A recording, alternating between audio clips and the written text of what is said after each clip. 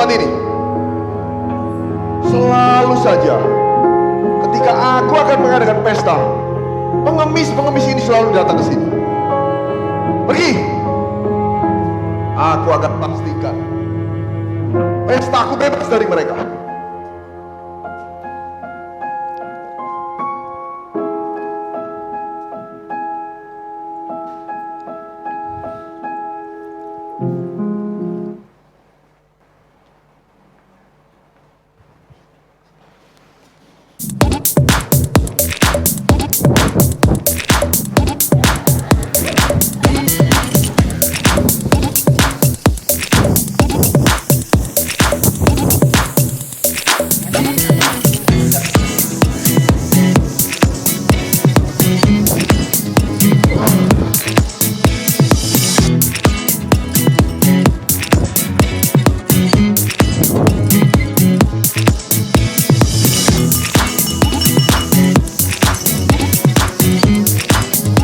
Saudara-saudara, hari ini aku senang sekali kalian akhirnya datang memenuhi undangan. Aku jalin lagu. Hari ini kalian melupakan seluruh masalah kalian. Kita akan berpesta pora hingga pagi hari. Setuju? Ya.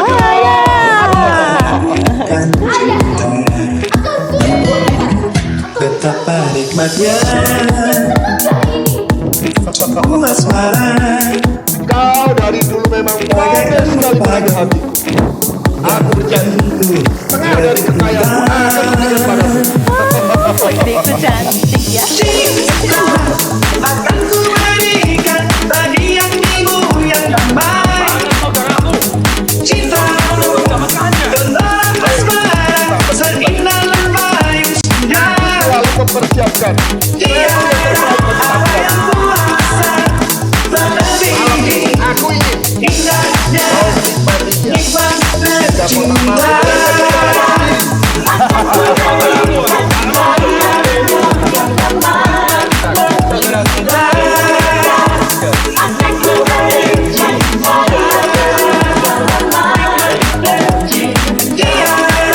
Kau lihat tamu-tamuku. Kau lihat hidangan yang ada di meja mereka.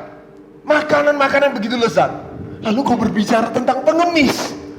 Aduh, jangan kau rusak pesta ini. Ingat, 1 hari 1000 pengemis mati, itu tak jadi soal. Tapi aku sebagai saudaramu, jika tidak ada di antaramu, mana ada pesta semegah ini? Bener sih. Memang saudaraku paling bijak ini. Hei, istriku, Ya. aku ingin pesta seperti ini kita sering-sering adakan. Oh, baik ya. Ayo. Aku ingin mereka semua menikmati apa itu artinya hidup nikmati dunia ini. Iya, ayo. Tambah lagi.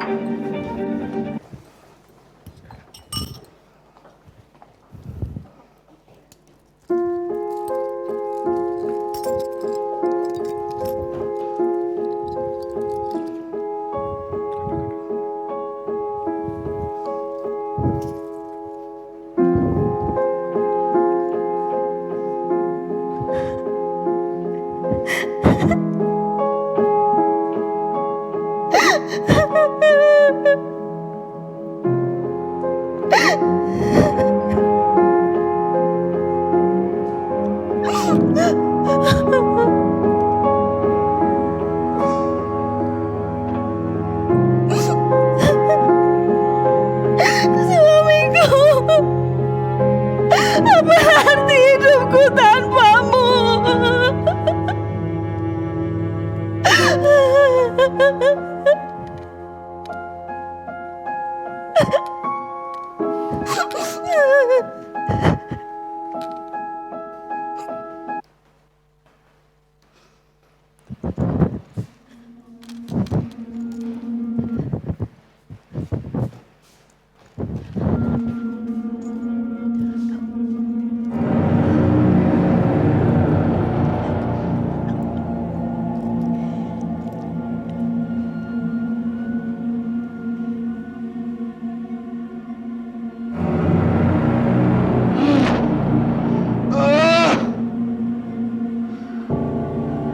aku ini?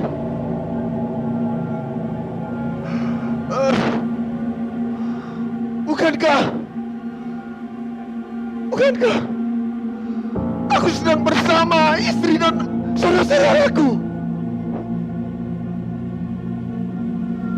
Ada apa dengan tubuhku?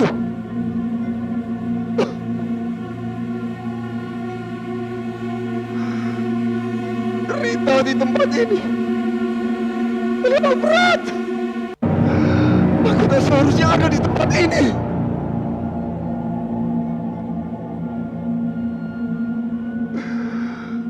Tapi semasa hidup aku tak pernah peduli akan kebenaran.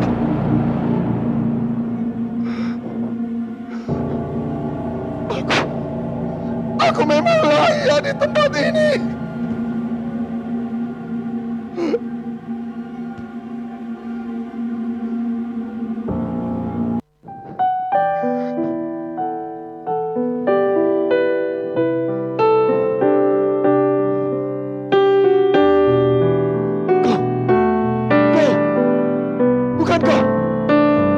Bukankah kau pengemis itu? Papa, suruh dia mencelupkan ujung jarinya ke air itu dan meneteskan ke lidahku. Aku sangat menderita di tempat ini, Papa. Hai engkau orang kaya, engkau waktu hidup sudah menerima yang baik. Pengemis ini sangat menderita, tapi hari ini dia sudah mendapatkan penghiburan, dan engkau yang menderita. Dan supaya engkau tahu, ada jurang yang besar yang tidak terpisah, yang tidak terseberangi. Dari tempat ini menuju tempat itu, dan dari tempat itu menuju tempat ini, ada jurang yang tidak terseberangi. Papa, aku mohon satu hal yang lebih penting. Bangkitkan dia dan suruhlah ia datang kepada saudara-saudaraku yang ada di dunia, agar mereka tak menderita seperti aku. Sanak saudaramu mendengar kabar Injil Yesus Kristus ini. Mereka sudah mendengar kabar itu. Tidak, Papa. Tidak. Jikalau ada orang yang bangkit kepada mereka, tentu mereka akan percaya. Jika mereka tidak mendengar, mereka tidak percaya, sekalipun ada yang bangkit dari yang mati.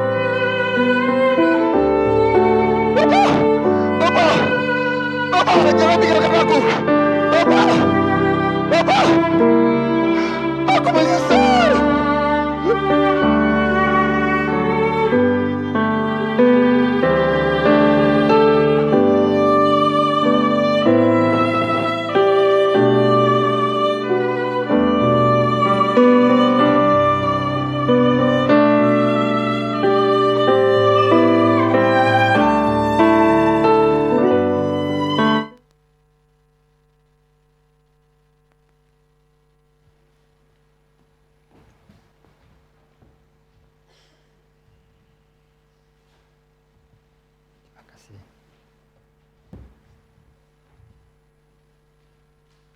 Mari kita membaca kitab Lukas pasal yang ke-16.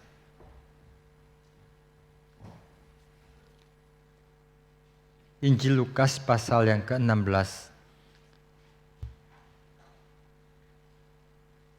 Ayat yang ke-19 sampai dengan ayat yang ke-31. Injil Lukas pasal yang ke-16 ayat 19 sampai 31.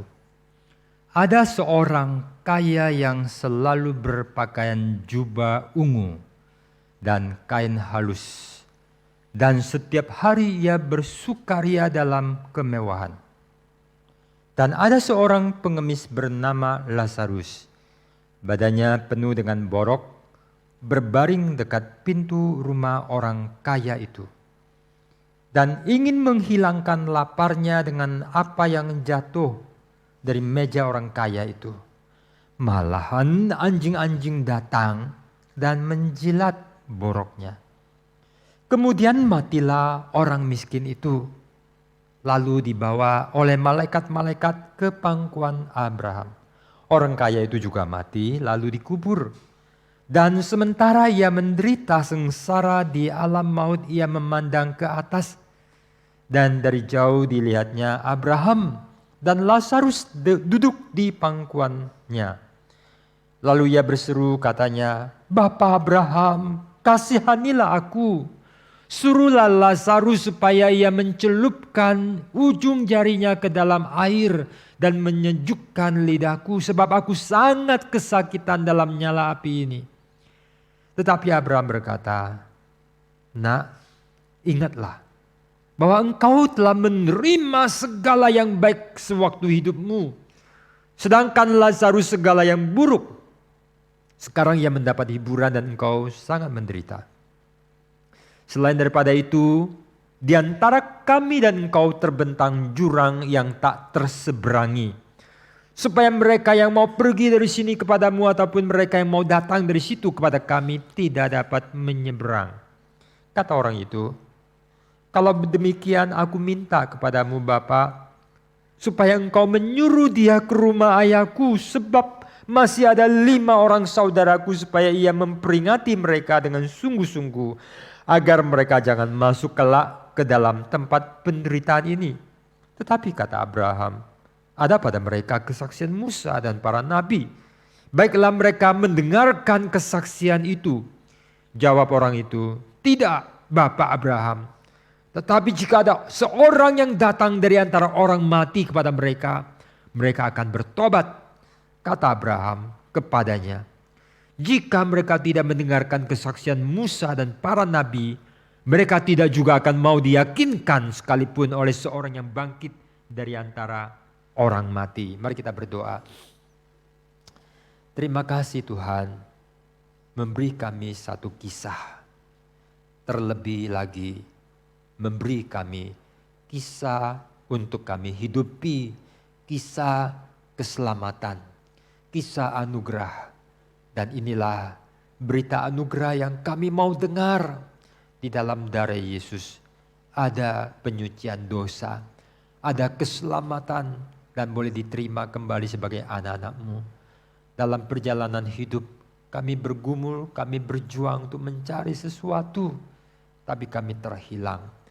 Kami bersyukur Tuhan sendiri yang datang mencari kami. Dan janganlah kami terhilang.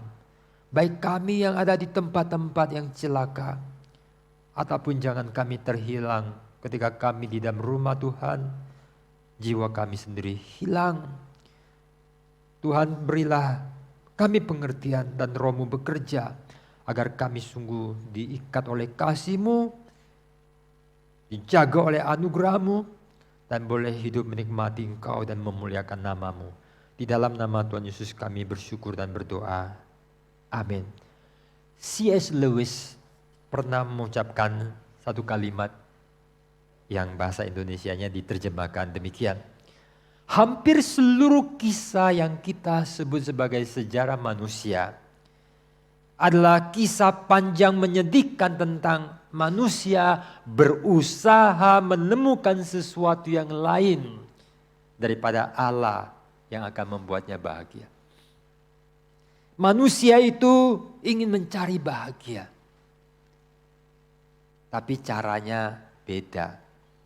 Saya mengutip seorang filsuf, mathematician, seorang yang semua pelajar pasti pernah dengar namanya, Blaise Pascal. Semua orang mencari kebahagiaan, semua orang tanpa terkecuali. Apapun sarana yang mereka pakai, mereka semua condong kepada tujuan ini.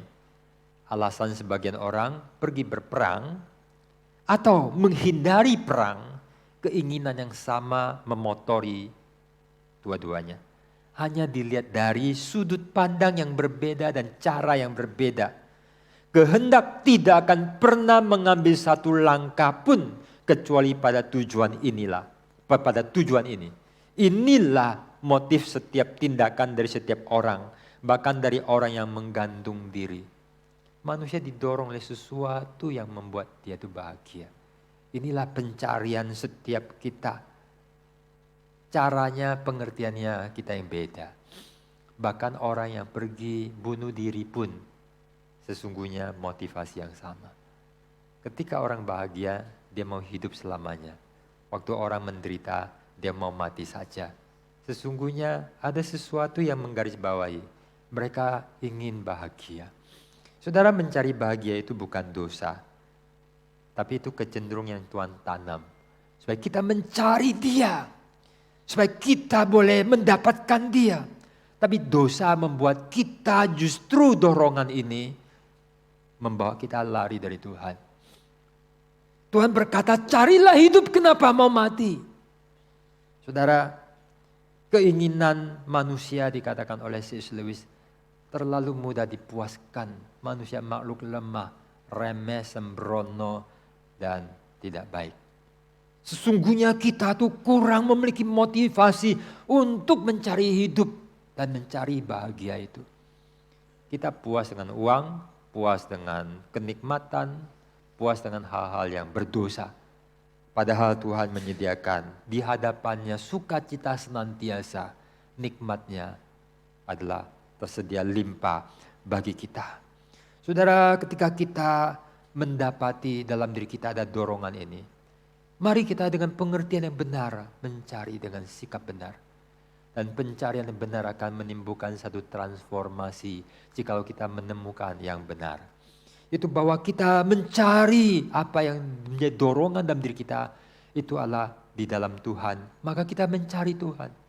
Kita mencari bahagia dalam Tuhan. Tetapi ketika kita menemukan itu, kita akan menemukan lapisan yang lebih dalam.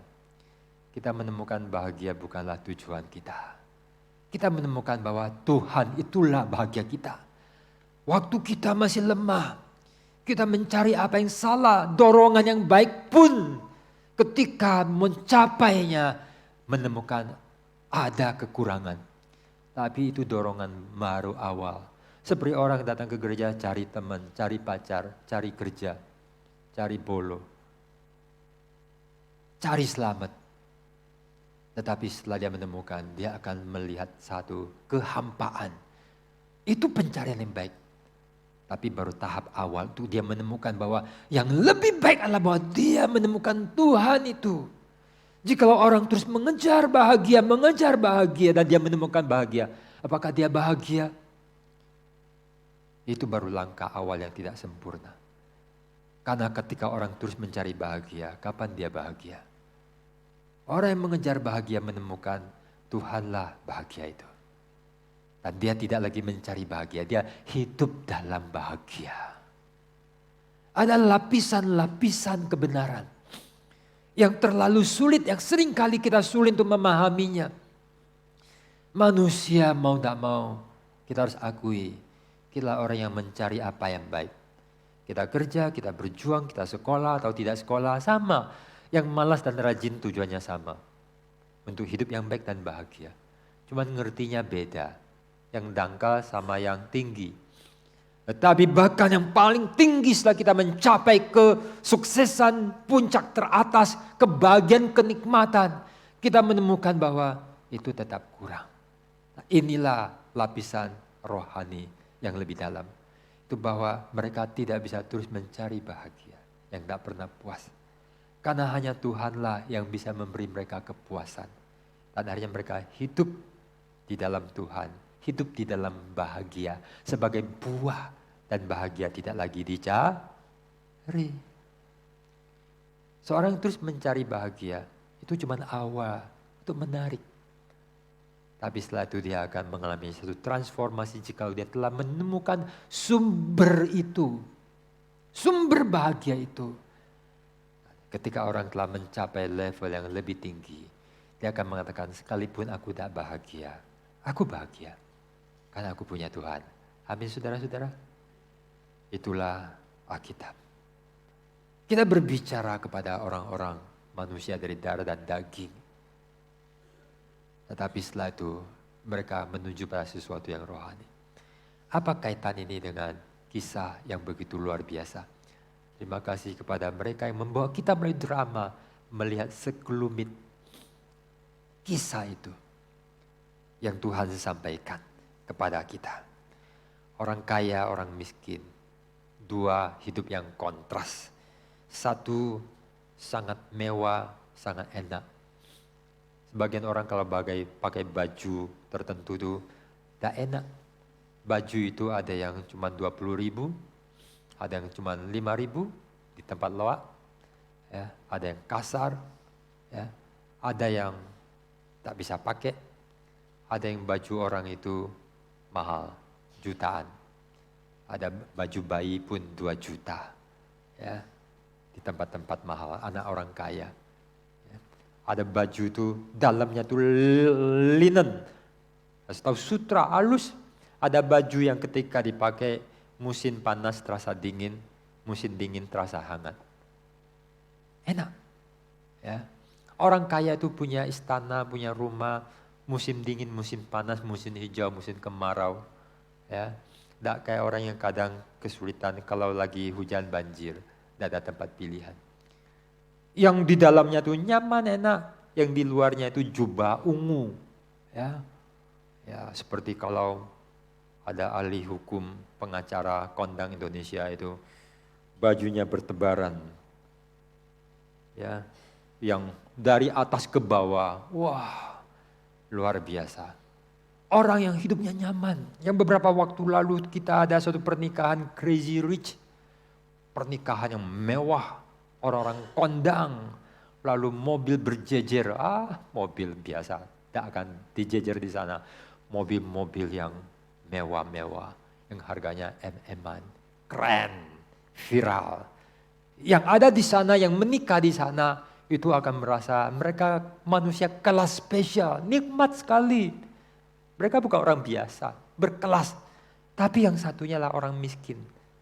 Orang miskin, ya, poor people, poor man, yang tidak punya kekurangan, yang menderita, yang harus meminta-minta, berbaring dekat pintu gerbang orang kaya, rendah, terhina, dijilat anjing. Mungkin dia itu lumpuh, mungkin dia nggak bisa kerja, mungkin dia itu sangat susah, dia mungkin juga sakit. Ada orang yang sakit tidak bisa berobat, nah dia sangat miskin, tak berdaya, dijilat anjing. Bagi kalau dia orang Yahudi, najis. Dia menjadi nobody. Dia menjadi nobody. I and it. Bukan orang. Kucing dan anjing orang aja mahal. Ada anjing-anjing viral, ada kucing-kucing viral. Ya, gak usah sebut nama, saudara.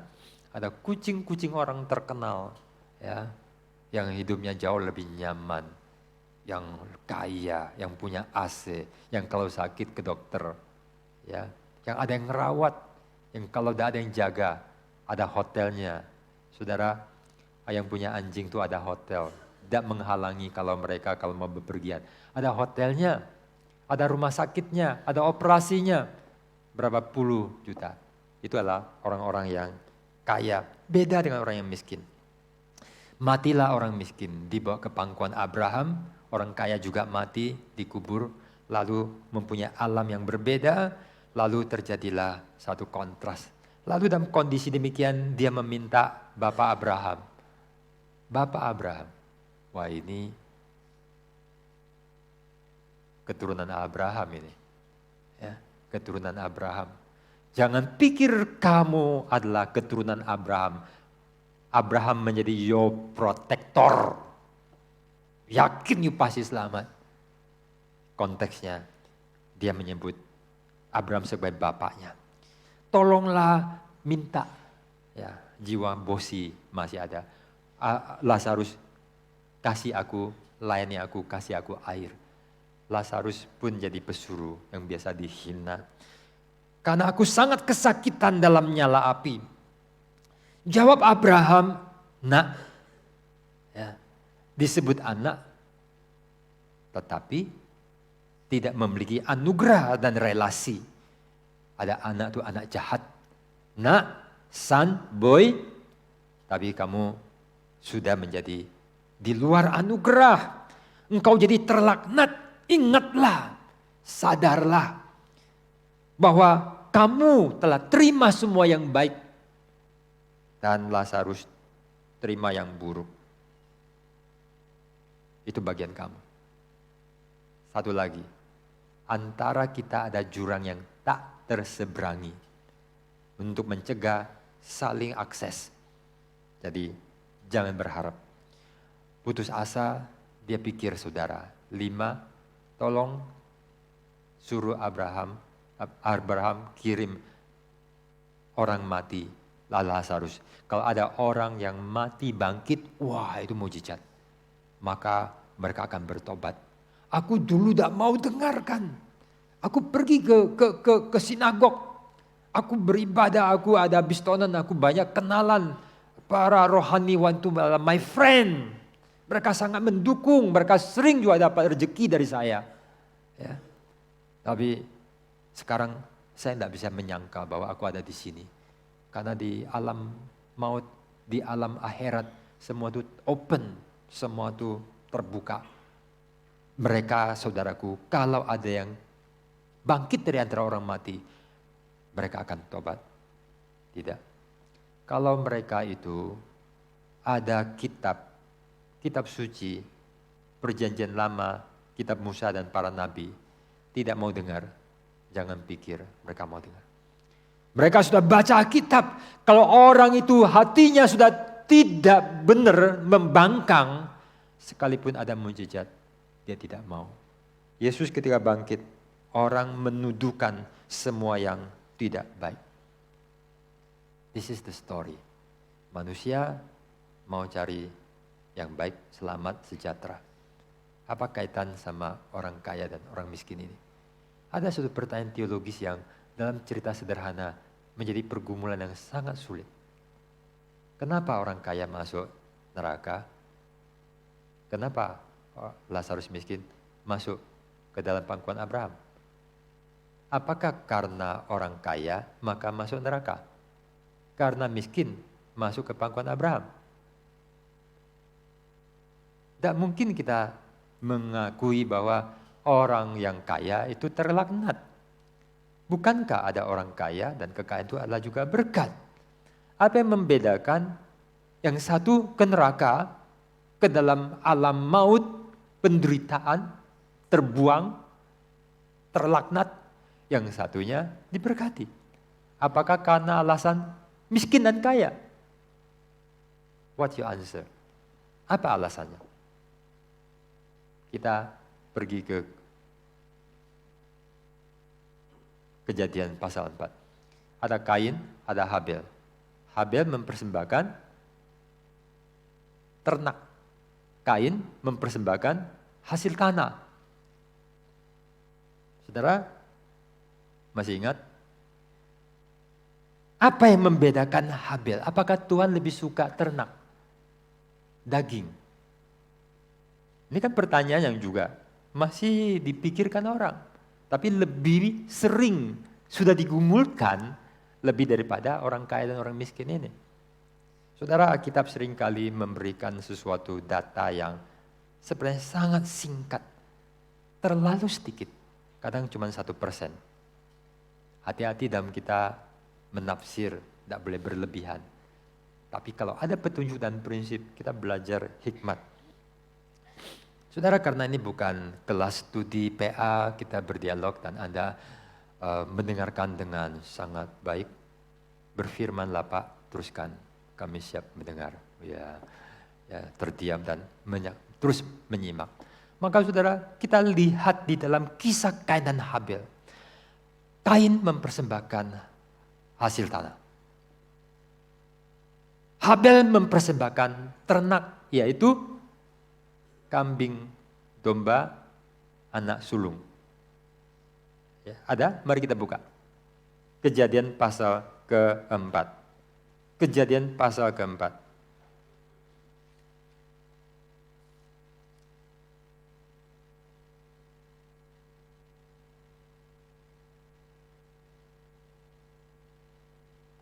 Ayat keempat.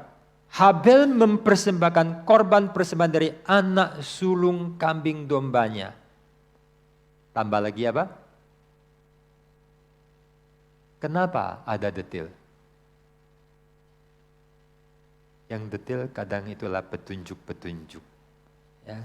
Sesuatu petunjuk-petunjuk tentang sesuatu yang berbeda. Kain nanti dikatakan kenapa panas hatimu? Jahat, iri, mulailah moral, mulailah rohani muncul. Dan apa yang nanti dia lakukan? Inilah satu kesatuan, satu sistemik.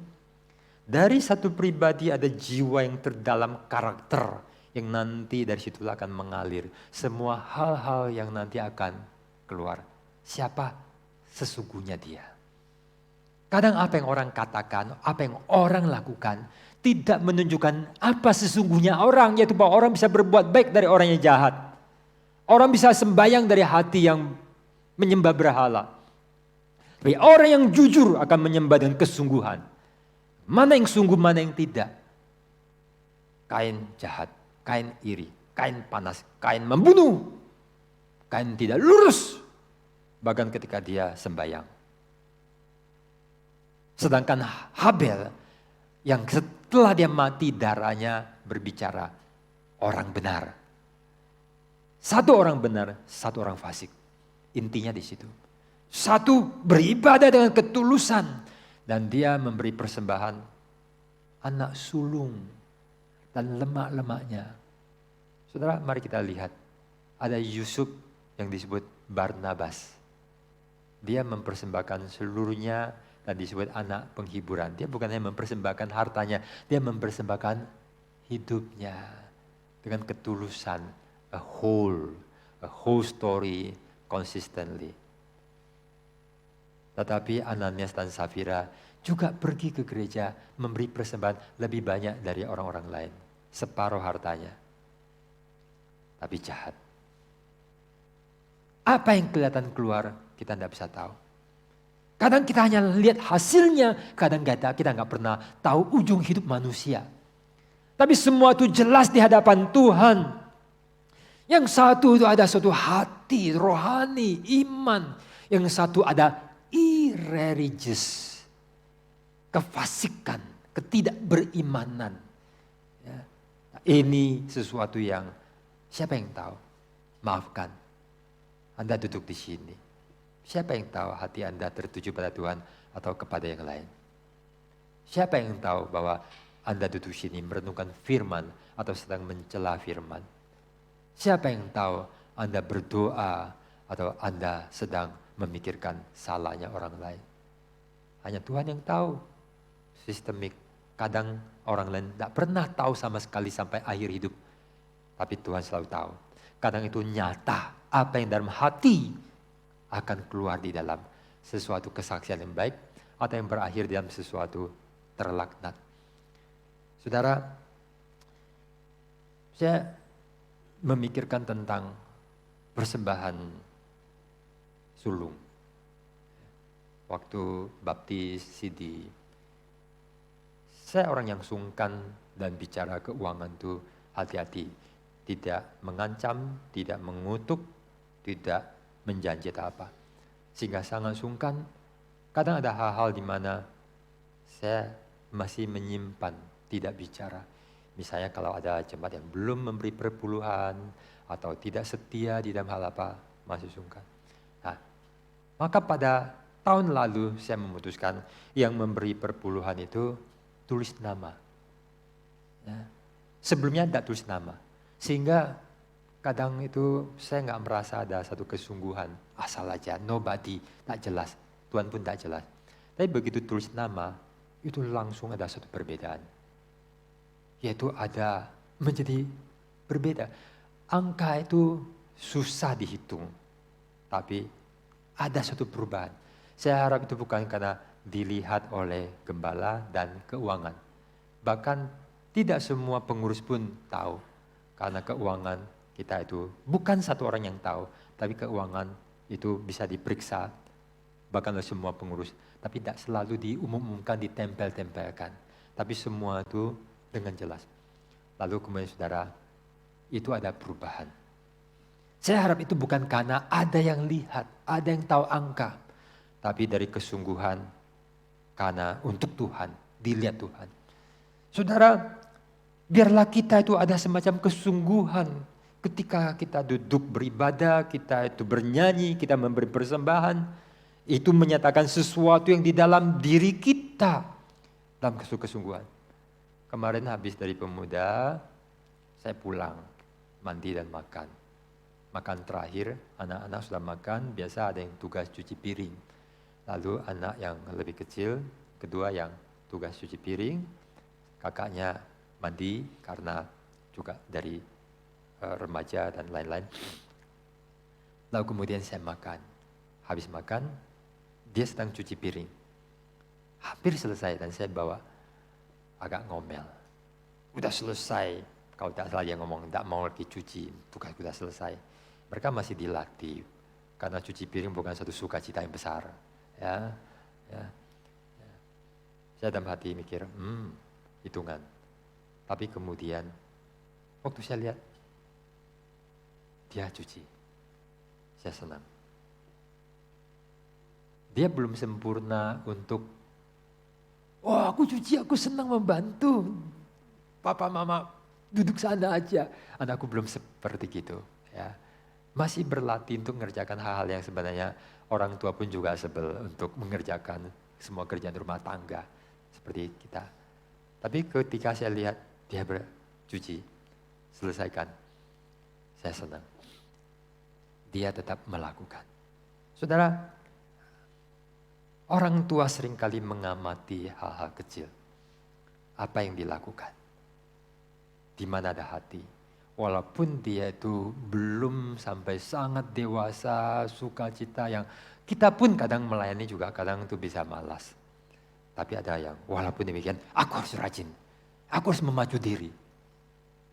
Seperti saya melihat anak mengamati, menyimpan, mencatat di buku catatan. Kelakuan, sikap, hati, karakter ini, hati pada orang tua keluarga dicatat. Untuk sesuatu yang didoakan, diperhatikan, untuk memperlakukan, untuk mendidik mereka. Saya yakin di surga Tuhan melihat hati setiap orang yang punya hati bagi Tuhan. Dan saya mengatakan sebagai gembala, ada orang-orang yang baik, aku tidak bisa membalas kamu. Tapi Tuhan mencatat mereka yang cinta Tuhan, mereka yang rajin, mereka yang berkorban, mereka yang jauh-jauh bolak-balik rumahnya. Enggak seperti saya yang dekat ya sama Bu Eni. Yang lain tuh jauh, bolak-balik. Itu bisa 1 jam, 45 menit. Perlu waktu, perlu bensin, perlu waktu, tenaga, dan tengah kesibukan. Tuhan tahu, orang melakukan itu karena hobi, senang, atau walaupun semua hal mereka lakukan demi Tuhan. Setiap detil. Balik lagi, orang kaya dan orang miskin. Kenapa yang satu ke neraka, satu ke surga? Apakah karena kaya dan miskin? Jawab, tidak. Sudah dikupas kok. Apakah karena Habel dan Kain itu karena satu itu dari hasil tanah, satu dari hewan? Tidak. Yang satu jahat, yang satu benar. Hati yang benar mengeluarkan hal-hal yang baik. Tapi seringkali kita tidak bisa lihat. Anak di sekolah semua pakai baju seragam yang sama. Sekolah mengharuskan semua pakai yang seragam sama. Sedikit beda saja, sebagian harus sama. Sepatu pun harus dari sekolah, seragam pun harus sekolah. Supaya anak orang kaya, konglomerat, dan anak orang miskin yang dapat beasiswa sama. Ada sekolah yang tidak mengizinkan sepatunya, ada yang Nike 4 juta, ada yang satunya 100 ribu. Karena itu menyebabkan suatu perbedaan yang mencolok luar biasa. Tetapi satu saat ada yang akan jadi hakim, ada yang akan menjadi narapidana. Dan itu kejadian seorang hakim wanita mengenali yang akan sedang diadili. Aku kayaknya kenal kamu ya. Apakah kamu sekolah ini? Saudara bayangkan teman sekelasnya. Yang satu jadi narapidana, satu menjadi seorang hakim. Ada orang menjadi berhasil menjadi manusia yang berguna. Ada yang satu menjadi seorang yang menjadi penjahat. Kita tidak tahu. Kadang kita duduk di bangku sekolah, kita duduk di sekolah minggu, kita sama-sama sebagai pengurus, bahkan sama-sama pelayan, pengkhotbah, sama-sama orang Kristen. Tapi siapa yang tahu hati kita seperti apa? Saudara, kenapa Tuhan Yesus menyampaikan tentang orang kaya dan orang miskin? Apa yang menjadi masalah mereka? Di sini tidak banyak cerita tentang seperti kalau Kain, ada banyak penjelasan. Tetapi mengenai orang kaya ini tidak, kecuali bahwa dia kaya, limpah, berkecukupan, hidup mewah, mati masuk neraka. Apa salahnya dia? Bukankah banyak orang kaya juga ada yang rohani? Bukankah Abraham juga orang kaya? Daud orang kaya loh. Daud itu bukan sekedar kaya. Dialah great person, orang yang hebat, kehormatan dan segalanya.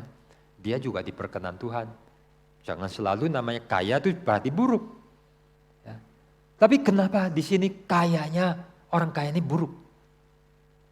Dia sudah puas dalam kekayaannya dan hatinya tidak ada Tuhan. Abraham sekalipun kaya, dia rela kekayaannya itu habis. Dibuktikan dengan anaknya, anak perjanjian. Dikorbankan pun dia rela. Berbahagialah orang yang miskin di hadapan Tuhan. Yang tahu bahwa kepuasannya adalah dalam Tuhan. Dan kalau dia tidak memiliki Tuhan, segala-galanya itu sia-sia. Salah satu hal yang paling saya ingat dan berkesan dan ada di pikiran dan di dalam nada-nada di dalam diri saya tentang Daud adalah ketika dia ucapkan kalimat yang telah dilakukan. Thy loving kindness is more than life. Your loving kindness is more than my life. Saya memahaminya demikian. Daud orang hebat jadi raja. Dia ada dosa. Tuhan hajar. Tapi satu hari dia dikejar, anaknya mau membunuh dia. Aku seorang bapak, seorang yang kaya, seorang pejabat, seorang yang besar. Satu hari terlunta-lunta dan seperti dikejar kutuk. Dia baru sadar, kalau bukan Tuhan memberkati, semua uangku tak ada guna. Semua kuasaku tak ada guna. Semua kesehatanku tidak ada guna. Segala sesuatu tak ada guna. Semua itu nothing. Semua orang rohani harus sampai kepada kesadaran bahwa dalam segala sesuatu Tuhanlah yang paling penting. Berbahagialah orang yang miskin. Kenapa orang miskin ini disebut bahagia? Diberkati. Heran, dari semua kisah perumpamaan Tuhan Yesus, kalau tidak salah hanya dalam cerita ini hanya disebutkan namanya. Yang lain tidak. Paling disebut anak sulung, anak bungsu atau apa. Hanya satu ini dikasih nama. Dalam cerita perumpamaan hanya ada satu nama yang disebutkan. Ya. Dan orang kaya ini adalah somebody. Orang miskin ini yang sudah cacat dijilat anjing itu, yang nobody itu dikasih nama Lazarus. Lazarus itu kalau bahasa Inggris, bahasa Ibrani itu ada Leazar. Ringkasan dari, diringkas, dipangkas dari, disingkat dari Eliazar. Artinya God helps. Tuhan menolong. Dan ini cocok sekali dengan dia.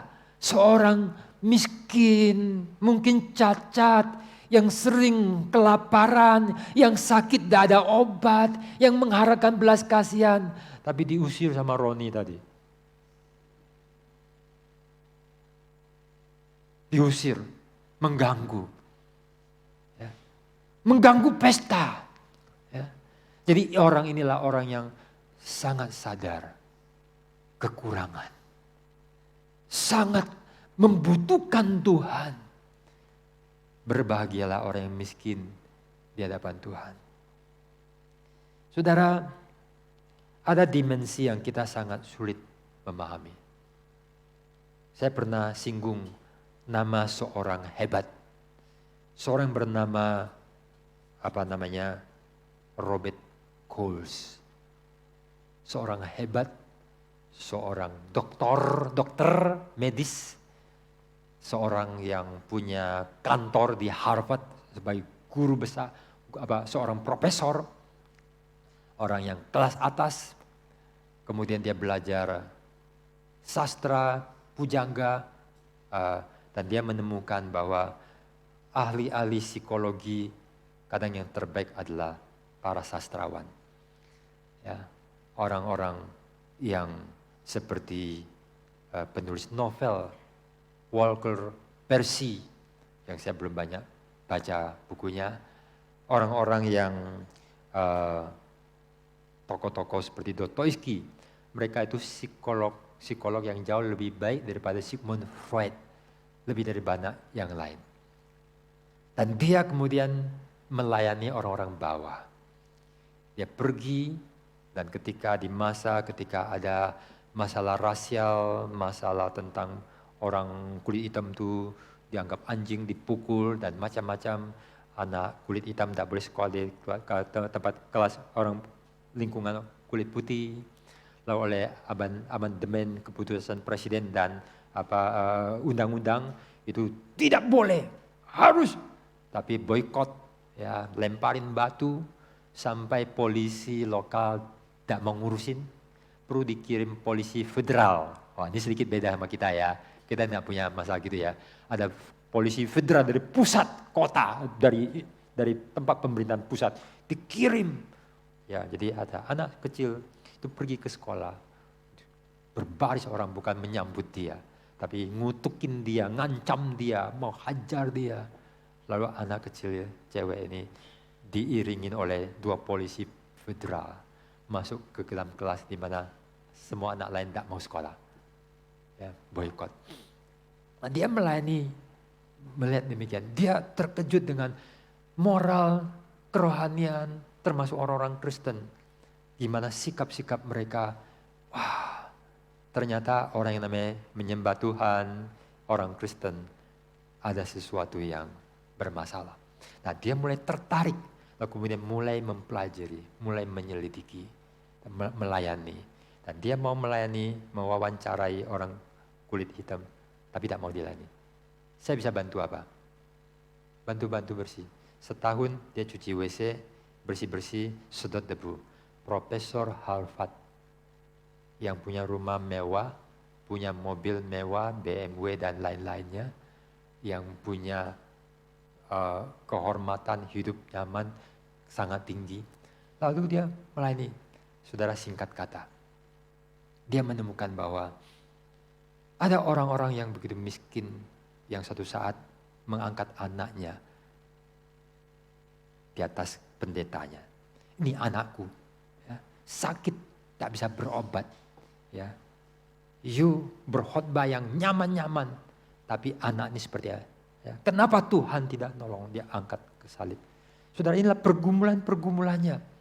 Lalu satu hal dia temukan bahwa di dalam kesusahan orang miskin, di tengah mereka itu sangat susah, mereka mendapatkan anugerah dan mereka sangat berharap kepada Tuhan. Dia melihat bagaimana orang yang petambang itu ya, paru-paru mereka tuh hitam. Anak-anak yang dia angkat itu ya, satu orang tua yang angkat anaknya marah-marah itu ya. Anaknya umur 3 tahun mati. Inilah orang-orang yang sengsara, orang-orang yang susah. Tapi dia menemukan bahwa dalam diri orang susah itu, mereka punya dasar kekuatan, punya pengharapan. Saya tidak mengatakan semua orang susah berpengharapan. Sebagian itu KO dan sifat buruk. Ya. Saya tidak mengatakan bahwa semua orang kaya itu jahat. Ada yang seperti Abraham dan Daud. Saya berbicara secara umum bahwa orang-orang yang dalam kemalangan kadang itu di dalam kehancuran mereka, dalam kadang kemarahan dan pergumulan mereka menemukan, Tuhan, saya mau kemana untuk dapat pertolongan? Aku nggak ada tempat lain lagi. Hanya kepada Engkau, aku berharap. Dan mereka mendapatkan anugerah, mendapatkan kekuatan. Dan di tengah kesusahan, ancaman, dan macam-macam masalah, mereka menemukan. Dan di tengah kesulitan hidup, ada anugerah. Tapi dia menemukan di antara orang-orang kelas menengah, orang-orang yang punya rumah, punya mobil, orang-orang kaya, mereka sulit untuk sungguh-sungguh mempercayai Tuhan. Sulit untuk sungguh-sungguh berharap pada Tuhan. Dan ada kalimatnya, satu kalimat yang sangat menyentuh. Bagaimana dia melihat di kalangan orang miskin, dia si dokter ini berpikir berharap akan menemukan orang-orang yang punya perasaan terpuruk, putus asa. Yes, benar, kedua kondisi itu memang dia temukan. Tetapi ia menemukan juga kekuatan, pengharapan dan keberanian. Dia membayangkan kalau dia di dalam posisi seperti anak itu, dan beberapa anak ya yang ketika dikirim oleh neneknya, lalu anaknya pergi ke sekolah, lalu mesti dijaga, diancam, diancam untuk dibunuh, diteriakin. Dia bayangkan anak kecil, dia mau tahu psikologi anak yang tertekan ini seperti apa. Dan dia menemukan, kalau aku sebagai seorang kulit putih menghadapi kondisi ini, aku tidak punya keberanian seperti itu. Aku tidak punya kekuatan seperti itu. Dia menemukan sesuatu yang aneh, yang Anda tidak akan mungkin paham. Aku susah paham. Di dalam orang-orang yang sepertinya sangat berkecukupan di kalangan orang kaya, kita sering mungkin berpikir, dan ada mungkin yang kurang kaya, jealous dan berpikir mereka sangat puas. Di kalangan orang kaya kita mungkin berpikir akan menemukan kepuasan. Tapi yang dia temukanlah bahwa orang-orang yang jenuh, sikap permusuhan dan kemerosotan. Itulah sebabnya ketika uang makin banyak, sakit jiwa mulai muncul. Dosa, keliaran, keanehan, penyakit-penyakit jiwa aneh itu mulai muncul. Kegatalan, kegilaan, kesintingan. Semua pesta-pesta orgi nafsu. Pergi ke satu pulau untuk pesta satu malam. Ratusan juta miliaran. Pesta seks. Yang di tempat itu tidak ada hukum. Lalu menjadi viral dengan kasus yang terjadi orang-orang besar. Ketika makin maju, makin makmur, makin hebat. Itu saat dimana jiwa kita makin jauh dari Tuhan. Tapi di tengah orang miskin, justru ada sesuatu rasa tidak berdaya. Kenapa ada orang kaya masuk neraka? Apa salahnya dia? Kita tidak lihat. Kenapa orang miskin itu masuk ke pangkuan Abraham? Tidak semua orang kaya pasti masuk neraka. Tidak semua orang miskin pasti masuk surga. Bukan itu yang menentukan. Tapi dalam kisah ini Tuhan Yesus mengkontraskan bahwa celakalah orang dalam kekayaannya justru kehilangan iman. Berharap pada Tuhan. Kita mengagumi Abraham. Tapi kalau kita di tempat pada Abraham, kita tidak layak. Abraham adalah orang besar. Dan dia sangat rela ketika dia itu menyerahkan Ishak. Kita mempunyai banyak berhala. Kita menyebut Tuhan, sesungguhnya hati kita tidak tulus. Dan banyak hal yang tidak beres. Saudara, dia pergi melayani orang miskin. Betapa dia sabar, welas asih, rendah hati di kalangan mereka. Bayangkan Profesor Harvard mencuci WC orang kulit hitam. Selama setahun dia bersih-bersih, hisap debu. Tidak semua kita bisa lakukan loh. Saya nggak lakukan loh. Hebat tak? Waktu dia pulang, dia duduk di restoran. Ketika pelayan itu agak ceroboh, dia bentak dia. Kaget dia. Ada apa di hatiku? Kadang situasi lingkungan itu bisa bahaya. Ketika kita hidup dalam kenyamanan, kenikmatan, jangan-jangan kita tidak berharap pada Tuhan. Tapi di tengah kesulitan, kita sungguh-sungguh bersandar pada Tuhan. Berbahagialah orang yang miskin, karena sadar akan segala kekurangannya. Sudahkah kita menemukan Tuhan? Sudahkah kita menemukan kehancuran? Apakah kita setelah menemukan Tuhan sebagai pokok keselamatan dan menemukan bahwa dunia tidak bisa memberi kita harapan. Kita kecewa dengan dunia, kita kecewa dengan segala kedudukan. Dan Daud mengatakan, kasih karuniamu lebih dari hidup. Apa gunanya aku punya jabatan, kerajaan, kekuasaan, segala-galanya.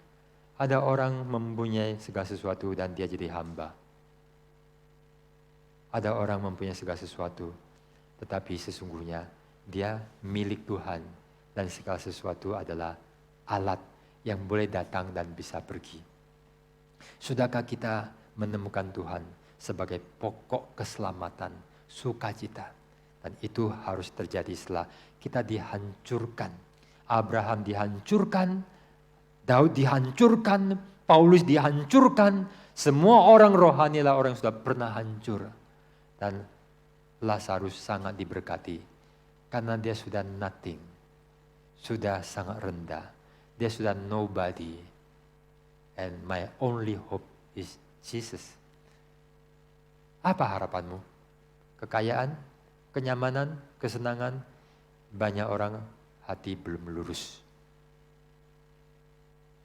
Banyak orang hati belum lurus. Saya akan berhenti doa dengan, mari kita mengevaluasi. Jangan kita merasa nyaman, satu saat kita mati, kita di tempat yang celaka. Sudahkah engkau memiliki Kristus sebagai pokok keselamatanmu? Biarlah kita sungguh-sungguh mengikuti Dia. Mari kita masuk di dalam doa. Allah Bapa kami yang di dalam surga, inilah kami makhluk yang sangat kasihan. Kami sangat sulit lepas daripada penjara kenyamanan. Hidup kami penuh dengan hal-hal yang sangat cukup. Kami cukup makan, kami bisa ada tempat tinggal. Kami tidak takut banyak hal. Semua tidak pernah menjadi satu ancaman bagi kami. Dan sesungguhnya hati kami belum memiliki Engkau sebagai satu-satunya pengharapan kami. Tuhan, berilah kami satu hati yang berbijaksana. Betapa hati yang licik, belum sungguh-sungguh ikut Tuhan dan belum menemukan Engkaulah pusaka kami, keselamatan kami. Dan sesungguhnya hati kami telah menjadi liar dan tidak benar. Sesungguhnya kami tidak layak ada di surga. Karena kami tidak menyembah Engkau. Kami tidak menghormati Engkau. Kami tidak mengasihi Engkau. Bahkan kami membenci Engkau. Kami memberontak pada Engkau. Kami melawan Engkau. Kami tidak bersuka cita dalam Engkau. Kami hanya berpura-pura sebagai orang yang beribadah, melayani, ataupun memberi persembahan asal-asalan seperti Ananias dan Safira. Adapun melayani dengan tidak penuh kesungguhan. Tolonglah kami untuk menemukan bahwa segala-galanya adalah Kristus dan kamilah orang yang nothing yang telah mendapatkan anugerah. Sehingga kami mendapatkan kepuasan, sukacita dan satu kehormatan di dalam Engkau. Perbaharuilah kami, tolonglah kami, sadarkan kami untuk ikut Tuhan dan diperbaharui. Di dalam nama Tuhan Yesus kami bersyukur dan berdoa. Amin. Sebelum memasuki perjamuan kudus, saya undang untuk Saudara Aileen untuk membawakan satu persembahan pujian.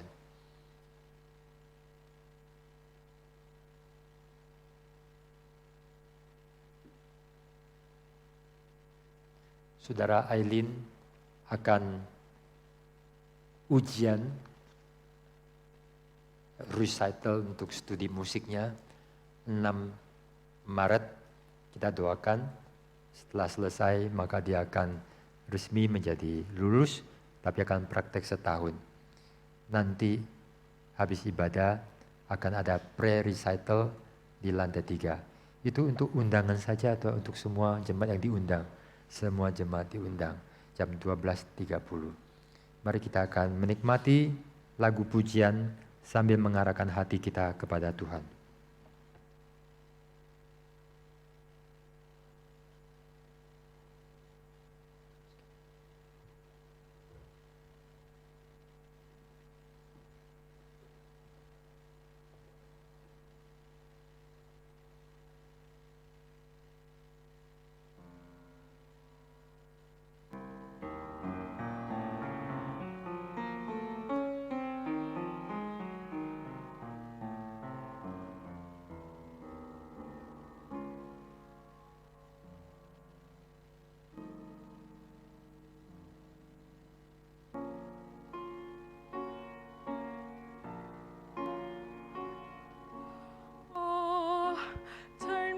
not away.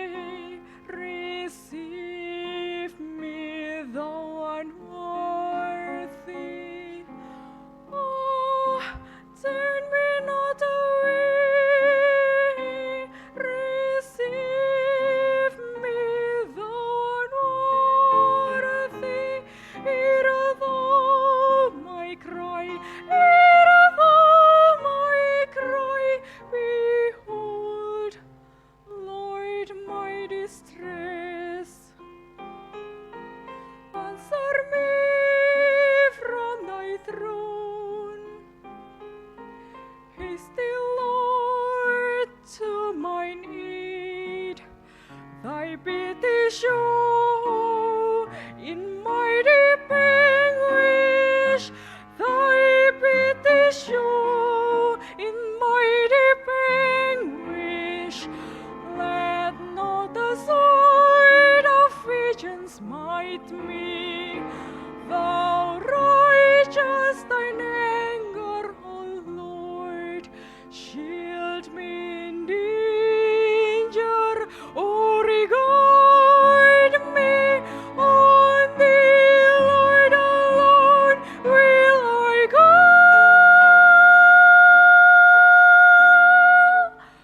O divine Redeemer, O divine Redeemer, I pray thee grant me pardon and remember not my sins.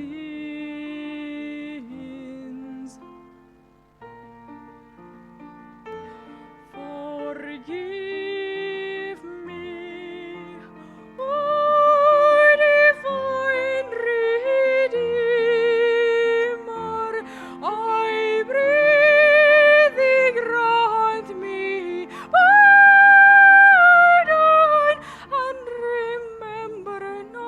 remember not, O Lord, my sins. Night gathers round my soul, fearful I cry to thee. Come to mine aid, O Lord. Hasty, Lord, haste to help me. Hear my cry, hear my cry. Save me, Lord, in thy mercy. Hear my cry, hear my cry. Come and save me, O Lord. O divine Redeemer,